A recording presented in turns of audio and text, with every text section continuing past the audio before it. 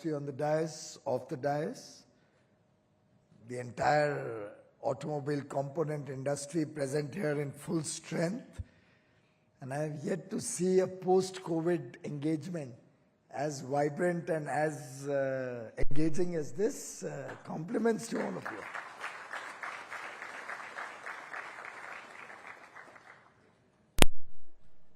Distinguished ladies and gentlemen, friends from the media, truly wonderful to once again be at the ACMA annual session, because in some sense over the last few years I've almost started identifying myself with all of you. When it comes to any engagement on any issue, whether it's the free trade agreements that we are trying to do, whether it's the production-linked incentive, whether concerns of the industry at different times, on every opportunity, the one distinguishing feature of ACMA compared to other industry sector-specific associations is your openness, your willingness to engage. And I must compliment all of you for that openness. Of course, an annual session is a great time to reflect on the achievements of the last few months or few years, to look at the challenges before the industry, prepare for a better future. All of that is, of course, part of the annual engagement that every association has. In fact, one thing not happening here is change of guard, which usually happens in other associations. You have a 2-year term, Sanjay. So good, we'll make sure you'll be a little slimmer and trimmer by the time you get back to your routines. Because believe me, it's a lot of sacrifice and a lot of commitment to head an association, and particularly an association which covers such a wide breadth of activities. And therefore, each one of your leaders who devotes time to the association truly deserves your support, the government support, and accolades for their leadership. Today's theme, friends, is truly contemporary: the future of mobility. How can we transform this industry to be ahead of the world scenario, or ahead of opportunities that present themselves? As we can see the auto industry also mature, not only in India but worldwide, you will see a certain pattern, a certain trend. Look at the internet, for example, where it started, how it blossomed, and then how it mushroomed. Many other parts of the world have gone through that, and there's always an inflection point from which the huge growth starts. In some sense, I would think 18-19 was the year we all thought, now it's just, the future is just going to be great, and there's no stopping the auto industry in India. You were at your peak in terms of business and turnover. Everything looked good, profits were good, supply chains were well entrenched. I don't think there were any shortages of whether it's steel or components or semiconductors like you are all struggling with for the last year or two. Sadly, and as most of us in business know, when the times are really very good, one faces new challenges. We had COVID strike us. We saw 2 years of subdued demand. We had challenges within our own manufacturing bases, marketing bases. International markets also saw a slowdown. And post that, when we thought everything is going to come back to normal, inflationary pressures, largely due to the conflict in Ukraine and Russia, and then the collapse of certain supply chains, particularly countries which have yet to emerge out of the shadows of COVID, caused us distress for another additional year, something we could have all lived without. I personally think the worst is over.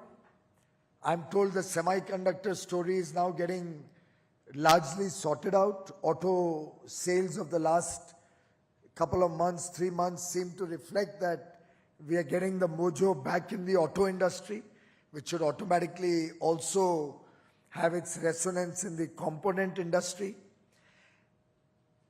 And I do hope that with the nearly 4 million four-wheelers that are estimated to be sold in the current year, and possibly once again getting back to records on the two-wheelers and three-wheelers, I'm told commercial vehicles are also largely back on track. I hope that this will be now the inflection point which will take us to much greater heights. And I'd like to pledge the support of the Government of India, and I can even speak on behalf of most of the state governments, save and except a few where I don't have much of a say, and I don't think I will have an opportunity to influence their policies in the very near future.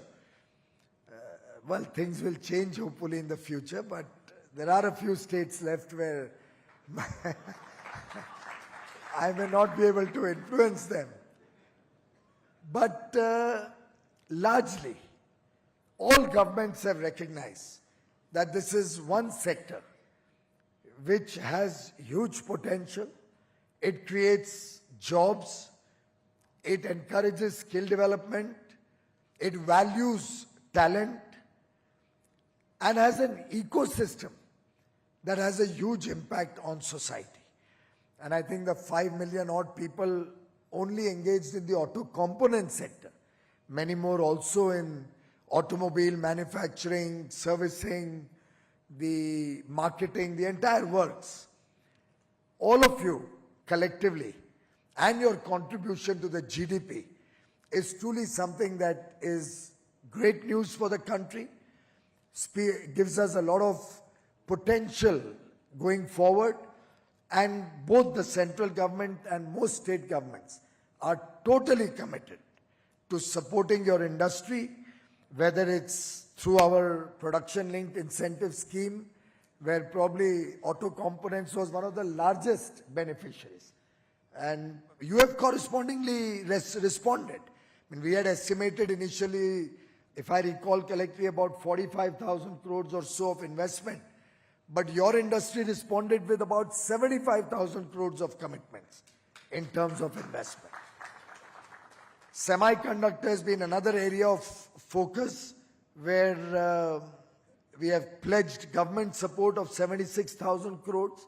The first company off the block has signed their MOU yesterday in Gujarat, and compliments to Vedanta and Foxconn and the government of Gujarat for kick-starting the next big important growth sector that is coming to India. I was in the US only last week, and I can assure you that companies across the world are looking to rejigging their supply chains. They're looking for trusted partners. They want to see resilient supply chains, and they are all, probably more than we can imagine, they are all looking towards India. The United States, Japan, Korea, Australia, all of them whom I interacted with last week, companies across sectors, investors, whether in the startup ecosystem or otherwise, are all looking towards the great India opportunity. And as I've said on earlier occasions, I don't think there is a comparable opportunity of the size and scale of India anywhere else in the world. As other economies will grow at 2 or 3%, some emerging market economies maybe 6 or 7%, India has the potential, literally on a business as usual case, to grow at 8% and a little bit more effort by all of us collectively. As the Prime Minister says, Sabka Prayas. If we all decide that we are going to go for it, then I think even 9 or 10% should not be very difficult. And at 10% growth, you are looking at a $45 trillion economy in the next 30 years. Even at 8% growth, the Indian economy will be $30 to $33 trillion in the next 30 years, which is going to be much, much larger than most European countries or most other parts of the world. And in fact, that's one of the points that I use very extensively when we are engaged in free trade agreement talks, whether with UK or with Canada or with the European Union. We've concluded with Australia and UAE. I'm happy to hear some success stories in UAE. I've just met the Australian minister last week. Because of Her Majesty the Queen's death, there's been some delay in their parliamentary calendar. And instead of November, possibly our approval of the ACTA agreement, Indus ACTA, may take another few days. But he has assured me that before the end of the year, both the Indus ACTA agreement and the income tax law change, which will help the IT sector significantly, both will be passed by their parliament. And we hope that we'll open 2023 with the entry into force of the Australia ACTA agreement also. UK is progressing well in terms of the free trade agreement, and I would like to place on record my deep appreciation of the support that I've received from the auto component sector, all of you friends from ACMA, the unstinted support. I didn't have to do any cajoling, I didn't have to do any negotiations, I didn't have to do long meetings. You understood that engaging with the world is good for us, it's good for your industry, will open up new vistas and markets for you, and it will help you get better technology, get better investments into the country. And the way your industry came forward for a literally like-to-like, zero-for-zero offer, demanding that India gets duty-free access for the auto component industry across the world, and if necessary, even give concessions in the auto component sector for imports, with the confidence that you can face any competition from around the world, with the confidence on your quality, on your competitiveness, on your pricing. A big thumbs up and a big compliment to each and every one of you.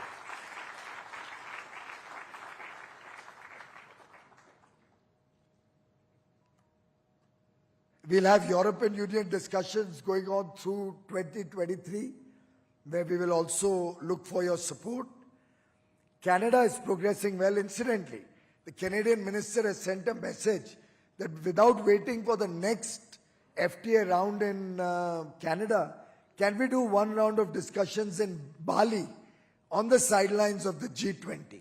I'm only sharing this with you to show you the world's interest to engage with India, to work with all of you, to invite all of you to work with their countries and their companies. And the opportunity is immense. Sanjay, I'm sorry, you just spoke about a 3x growth in exports in the next, what did you say, 6 to 7 years? Leadership change ho jayega ACMA mein.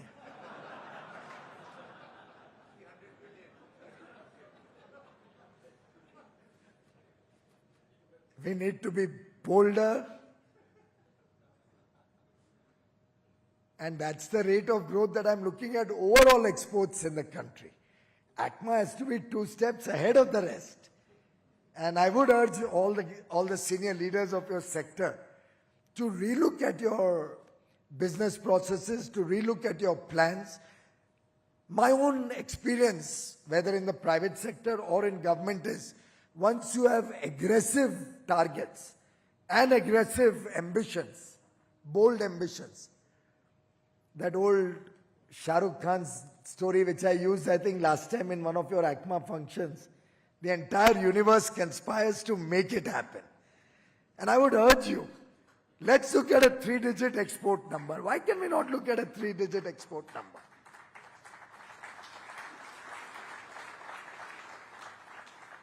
In 2030, our exports should be nothing less than $100 billion. That's ACMA's pledge for today. That's your industry turnover, my friend. I'm talking of exports, which is currently at about 18, 19 billion. I hope I'm not wrong in my numbers. I don't know 2047, I'm talking of 2030 today.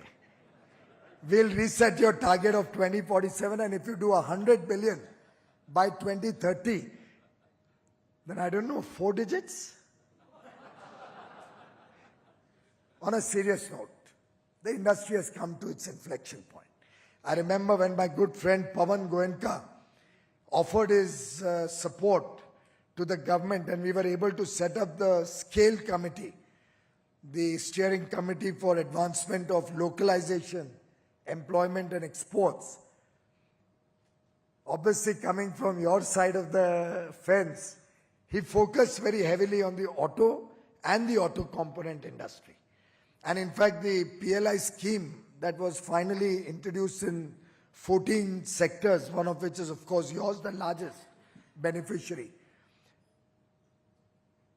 came out of the efforts and the studies that the SCALE committee did. And I must compliment and thank Pawan and his team for the wonderful work that they did. The advantage of this committee was they engaged with the private sector. Let me start. It started with leadership of the private sector. Government was an adjunct in the SCALE committee. It was not a government-led committee. It was an industry-led committee. It had overwhelming presence of industry. It associated different sectoral experts. It had all the major associations involved. It took the help of the best consultancies. Most of them offered their support pro bono, and I must thank them for that. And we were just kind of providing the support services or in listening or learning mode. And that's Prime Minister Modi's style of governance, the advice and guidance that he gives all of us. Your industry, give them a chance to express themselves. Learn from their experiences, because they know best what the pain points are, what help is required, what needs to be done. And from the SCALE committee came out the understanding, very well deep dived with statistical data, not necessarily just accepting what anybody told them, with a lot of back and forth and arguments and counter arguments. So if industry said, power cost is very high, we are in serious trouble, Pawan was able to argue and say, look, the power cost in your whole scheme of things is 0.8%. If it is costlier than your competition from other countries, let's assess what it is in China and Japan and Vietnam and Indonesia and Korea and Taiwan. And then your overall cost disability comes to maybe 0.1% or 0.2%. But he was able to aggregate each one of these and come up with the real story of where our sectors need a little bit of handholding, a little bit of support to become global scale and global champions, and how with economies of scale and larger production bases, we'll be able to compete with the best of the world going forward, but do need a little bit of handholding for 5 or 6 years or so. And I think out of that, what has emerged is truly path-breaking when it comes to looking at investments in your sector and other manufacturing sectors. As the Honorable Finance Minister asked yesterday, I think now there's no holding back. We really need to go for it. And look at the India story.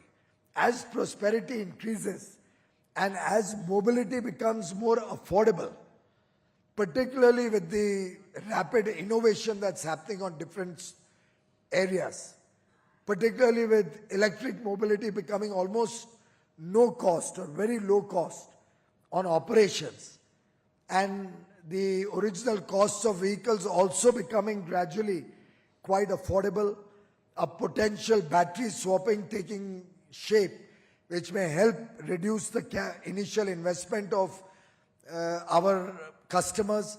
With all of this put together, I think going forward, you'll be looking at millions and millions of new cars being sold in the next 10, 12, 15 years. And that's the big India opportunity. As I see the future of your industry, I see it being more connected,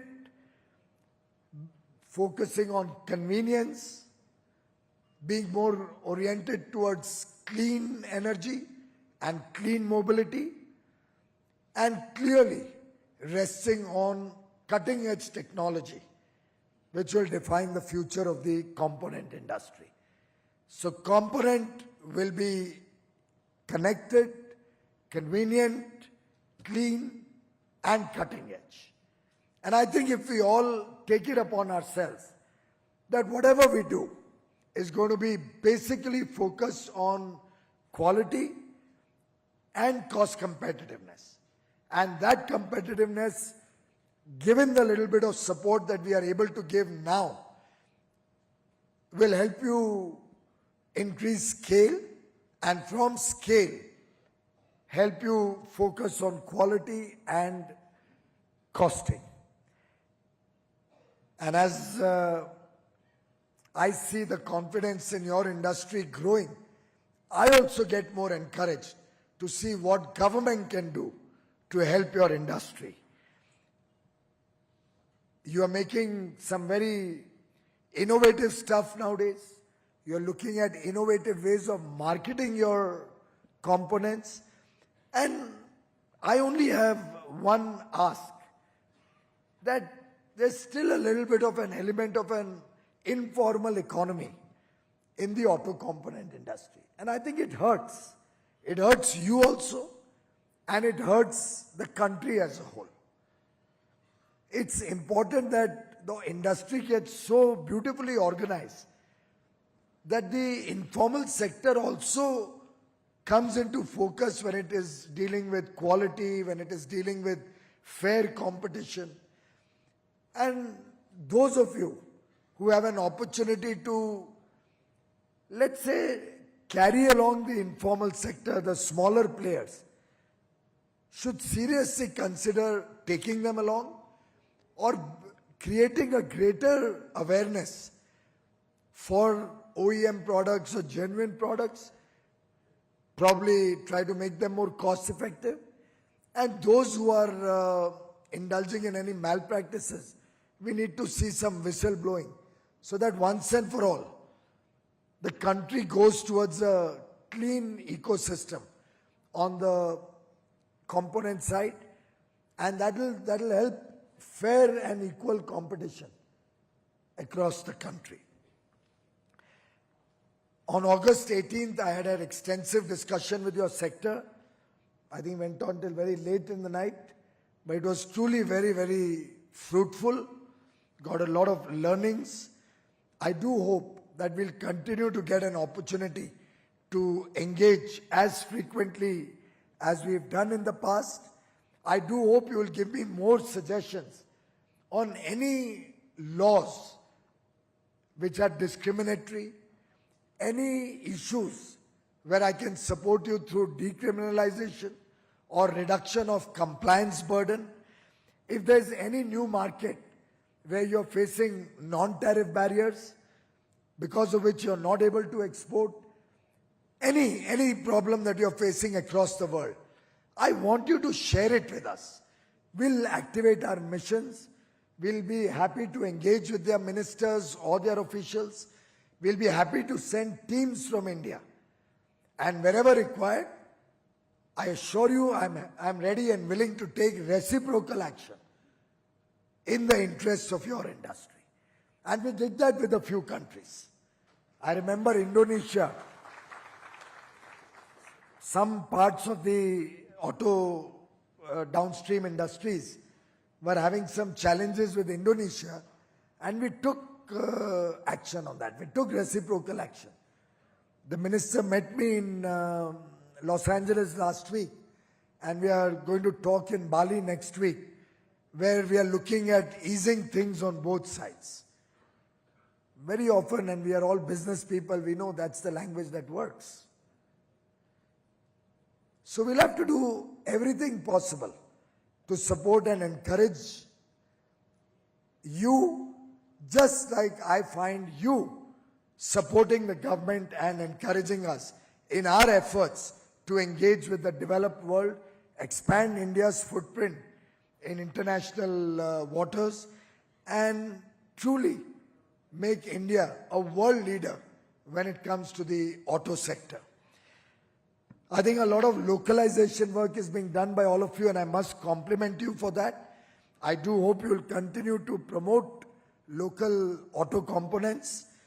In case, and I've heard this from some quarters, I may be totally wrong, but in case any of the auto companies is pressurizing any auto component manufacturer to import the components instead of localizing them here, when you have the opportunity to localize, when you have the technologies by which you can localize, I would urge you to please come straight to me and talk to me without hesitation. Because if any company, Indian or international, is forcing you not to localize, is forcing you to import from a certain set of their own suppliers, which is reported to me by different people, I'm happy to take cudgels on your behalf. And I would appeal to all the auto companies, if any of them are in this room. If not, I'm sure they will get the message after such a large audience, and the media is listening in also, that if any auto company does not allow the auto component suppliers to localize, the government will be taking serious note of that, and any effort to force the components to be imported from preferred suppliers only, or at prices which may not necessarily be competitive, is something that will be taken a serious note of. Similarly, it was brought to my attention that some auto ancillaries who have collaborations with probably other companies around the world are also facing some stress and some pressure from their joint venture partners. This is a matter that the government will take and view very seriously. And if at all any joint venture partner is unhappy, he's free to leave. I'm sure our Indian companies will be in a position to give them a fair and honorable exit. If you want to leave, by all means, the Indian entrepreneur is also free to leave. But if anybody is being forced on unfair terms, I think you must approach the authorities. You must let the government know. And if necessary, we will be taking it up with our counterparts in other countries. And I can assure you, the government will fully support and back fair play and fair business dealings between Indian companies and foreign companies.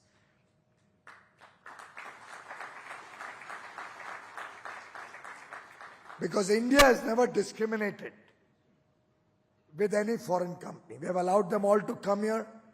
We've allowed them all to do business here. We've allowed them all to do even 100% FDI.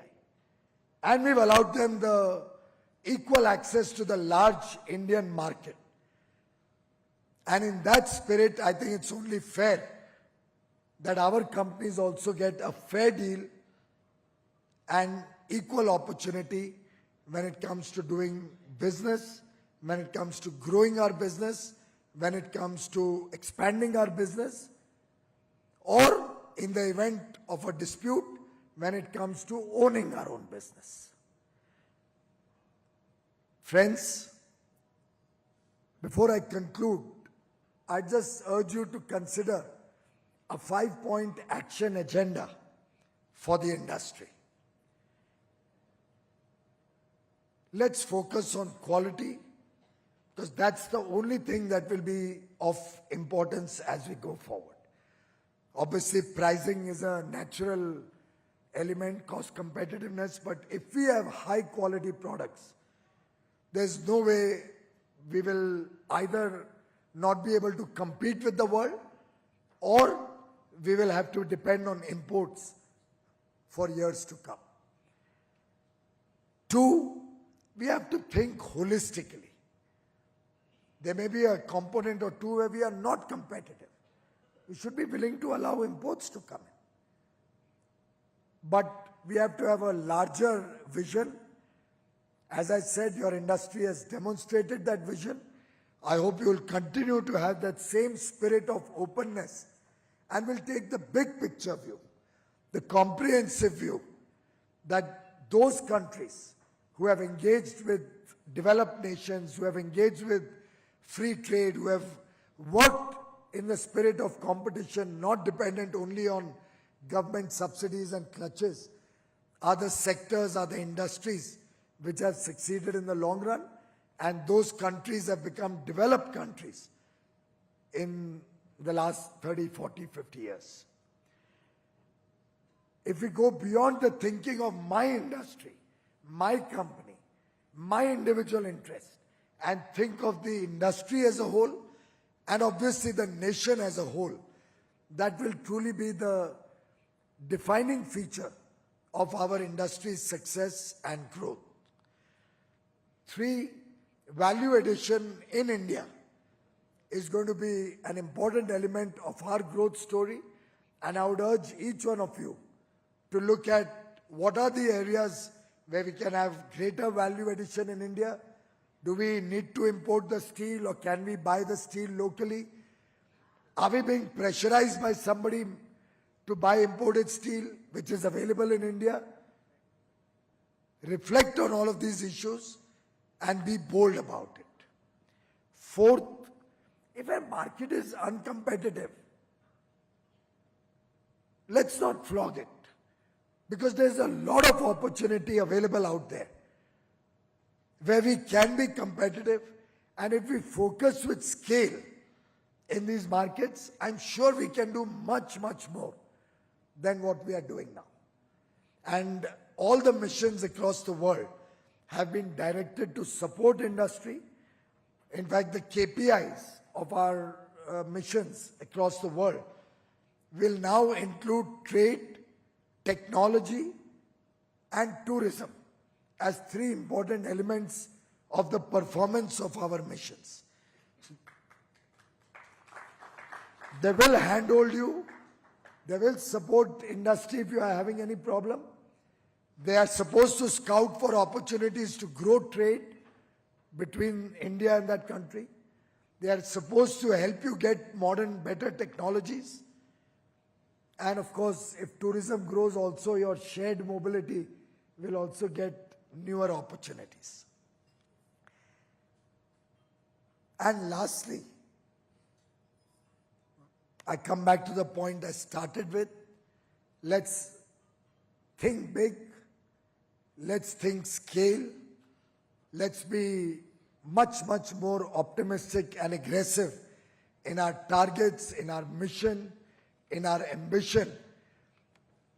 And I'm quite confident if all of you collectively decide that not only is it a good opportunity, not only is it going to be our collective effort, sabka prayas, but as the Honorable Prime Minister said in his Independence Day address, celebrating 75 years of India's independence, the Amrit Kal, the next 25 years, are going to define India's future. And we all have a duty to perform to make India a successful, a developed nation. And I think as business persons, what better duty to adopt than a duty to contribute to economic growth and well-being of the nation. So let's go for it. My best wishes and my full support with you always. Thank you.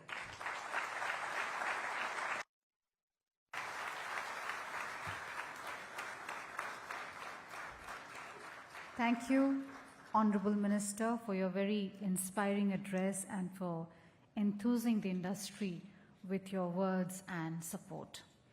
May I now invite Mr. Sanjay Kapoor, President ACMA, to kindly give a token of our appreciation to our esteemed guests.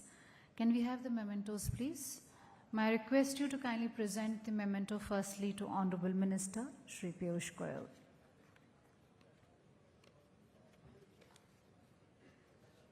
We have Dr. Pawan Goenka joining us on stage.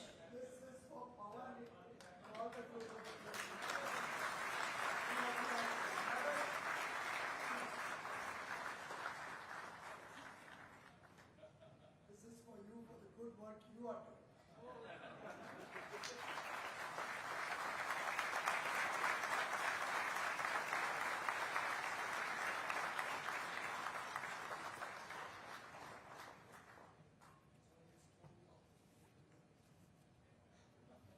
May I request Mr. Kapoor to present the rest of the mementos?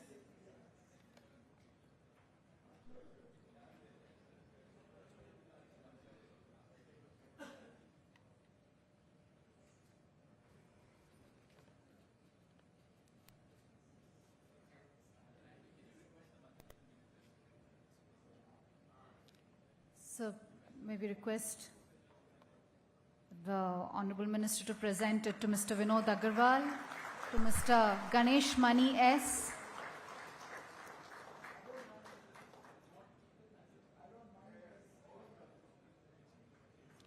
and to Mr. Shivanshu Gupta,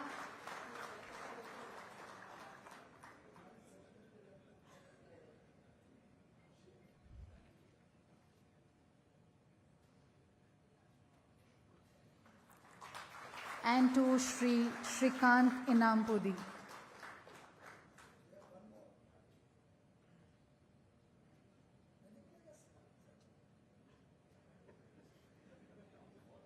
To Mr. Shivanshu Gupta.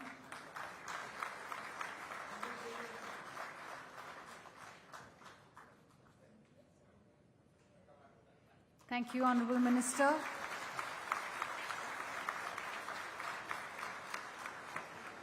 Ladies and gentlemen, with that, we have come to an end of our theme session. Thank you, esteemed dignitaries. We have a short tea and coffee break. Due to the paucity of time, I request everybody to join us back in the next 15 minutes for the next session.